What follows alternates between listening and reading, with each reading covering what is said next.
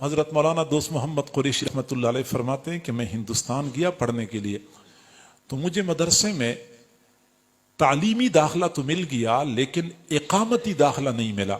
اقامتی داخلے کا معنی یہ ہے کہ مجھے وہاں رہائش بھی نہیں ملی اور کھانے کا بھی انتظام نہیں ہوا مدرسے کی طرف سے۔ مدرسے والوں نے کہا کہ آپ درسگاہ میں آئیں اور سبق میں شریک ہو سکتے ہیں، نہ ہمارے پاس رہائش کی مزید گنجائش ہے نہ کھانے کی گنجائش ہے۔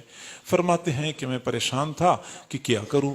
قریب ایک مسجد تھی، مسجد کے خادم سے میں نے بات کر لی کہ میں آپ کے ساتھ یہاں مسجد میں صفائی کیا کروں گا، آپ مجھے مسجد کے ایک کونے میں بستر لگانے کی اجازت دے دیں۔ وہ خادم تیار ہو گیا، گویا کہ رہائش کا مسئلہ تو حل ہو گیا لیکن کھانے کا مسئلہ پھر بھی حل نہیں ہوا تھا۔ میں بڑا پریشان غمگین تھا۔ آخر کار میں نے ارادہ کر لیا کہ بس میں پڑھنا چھوڑ دیتا ہوں، اپنے علاقے میں واپس چلا جاتا ہوں۔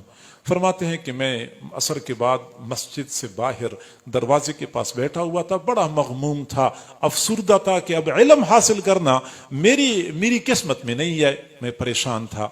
چنانچہ لوگ آ جا رہے تھے، گزرنے والوں میں سے ایک خاتون گزر رہی تھی، بوڑھی عورت تھی، اس نے میری طرف دیکھا، پھر کھڑی ہو گئی، پھر میرے قریب آئی اور کہنے لگی بیٹا آپ شکل و صورت سے کسی شریف خاندان کے فرزند معلوم ہوتے ہیں اور آپ کوئی پریشان ہیں، کوئی مغموم ہے، کیا مسئلہ ہے؟ میں نے کہا بوڑھی اماں جاؤ اپنا کام کرو، اب مجھے اپنی پریشانی ہے، میری آپ کی اپنے مسائل ہوں گے۔ لیکن بوڑھی کہنے لگی نہیں، آپ نے مجھے بتانا ہوگا، شاید میں آپ کی مدد کر سکوں۔ وہ فرماتے ہیں کہ اس نے مجھے اتنا مجبور کر لیا، میں نے صورتحال بتا دی کہ ملتان کے قریب سے آیا ہوں یہاں پڑھنے کے لیے، لیکن یہاں میں پڑھ نہیں سکتا کیونکہ مدرسے میں کھانے کا انتظام نہیں ہو رہا اور میں خود انتظام کر نہیں سکتا، تو ارادہ میرا یہ بن گیا کہ میں واپس چلا جاتا ہوں۔ تو بوڑھی اماں نے بہت لجاجت کے ساتھ مجھے کہا نہیں بیٹا آپ نے واپس نہیں جانا، آپ نے یہاں پڑھنا ہے، علم حاصل کرنا ہے، آپ کے کھانے کا انتظام میں کروں گی۔ میں نے پوچھا آپ کہاں سے کرو گی؟ اس نے کہا میں بیوہ عورت ہوں، میری اولاد کوئی نہیں ہے، یہاں قریب ایک گھر ہے، مالدار آدمی ہے، اس گھر میں میں صبح و شام برتن دھونے کا کام کرتی ہوں، تو مجھے صبح کے وقت 2 چپاتیاں مل جاتی ہیں، شام کو بھی 2 چپاتیاں مل جاتی ہیں، ایک چپاتی میں کھایا کروں گی، گزارا کروں گی، اور ایک چپاتی پہ آپ گزارا کریں، یوں آپ کا وقت گزرتا رہے گا، آپ علم حاصل کریں گے۔ فرماتے ہیں کہ میں نے کہا بہت اچھی بات ہے، چنانچہ وہ خاتون مطمئن ہو گئی۔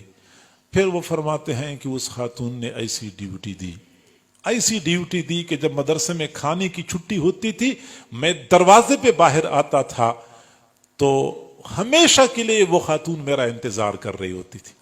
کبھی ایسا نہیں ہوا کہ میں پہلے پہنچ چکا ہوں وہ بعد میں آئی ہو، نہیں، وہ میرا انتظار کر رہی ہوتی تھی۔ مجھے جو ہی دیکھتی تھی دوپٹے کے کنارے کے ساتھ ایک روٹی بندھی ہوتی تھی، فوراً وہ روٹی کھول کے مجھے پکڑا دیا کرتی تھی، میں کہیں سائڈ پہ بیٹھ کے روٹی کھا لیتا تھا، نلکے سے پانی پی لیتا تھا، پھر اپنے سبق میں مصروف ہو جاتا تھا۔